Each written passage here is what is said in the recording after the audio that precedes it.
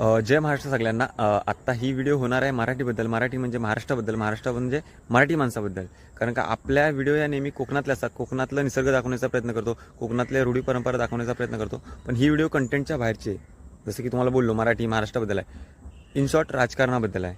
पण ही व्हिडिओ का बनवत आहे, कारण का जर मराठी माणूस जर मागे राहिला किंवा हारला किंवा काय झालं, आता पुढे समजेलच तुम्हाला, तर पूर्ण महाराष्ट्रात किंवा मुंबईत म्हणजे महाराष्ट्रातच ओके, तर महाराष्ट्रात मुंबईमध्ये जगणं मराठी माणसाला कठीण होणार आहे.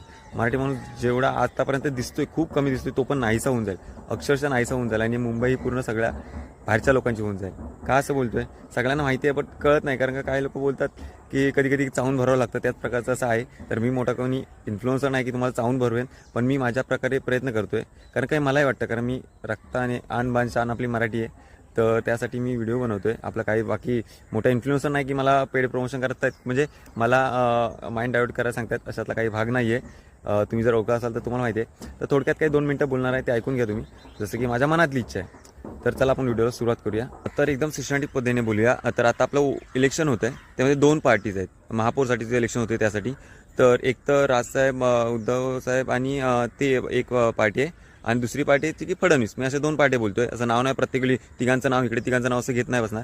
तर 2 पार्टी आहेत. तर त्यामध्ये बीजेपी काय करते आणि मनसे काय करते. मनसे म्हणजे ते सर्व पार्टी आणि बीजेपी म्हणजे ते ओव्हरऑल.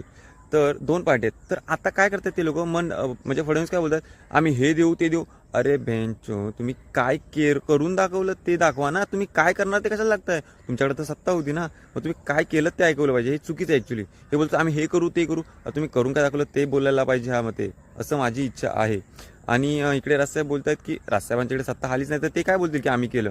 कारण काही करण्यासाठी पैसे तर नको ना, पैसे काय ते स्वतःला खिशातले नाही लागणार. तर हा एक वेगळा पाठ झाला. आणि अजून एक मेन मला बोलायचं आहे की आहे ना, फडणवीस काय करते, बीजेपी काय करते, चला मराठी माणसाला बाहेर काढण्याचा प्रयत्न करतात. मी इंडायरेक्टली नाही बोलते, काहीतरी ऐकलंय म्हणून बोलतोय. फॉर एक्झाम्पल महाराष्ट्र आहे, महाराष्ट्र बोलतोय, मराठी तुम्ही हिंदीत का बोलतोय. चला तो फडणवीस हिंदीमध्ये भाषण देतोय, काय गरज हिंदी, महाराष्ट्र मराठी. अरे तुम्ही बाहेरून आलात, मग तुम्हाला आमची भाषा शिकली पाहिजे, आम्ही का तुमची भाषा शिकायची यार. काय फालतूगिरी आहे यार.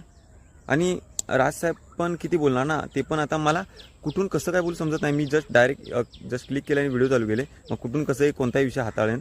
तर ना म्हणजे राजसाहेब ओढून किती बोलणार, एक वेळ ते पण खचून जातील ना.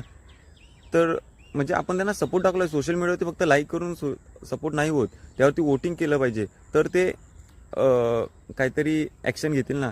आणि आता खरं सांगतोय, मनसेला वोट करा. मला काही तिकडून काय हे नाही आहे की बाबा मनसेला हे करतो, तर असातला काही भाग नाही. पण स्वतःने मराठी माणसं जागा घ्यावा. मराठी माणसं आतलं बघा ना, तुम्ही मरून जाल यार. सिरियसली मी आता डीप बोलतो यार.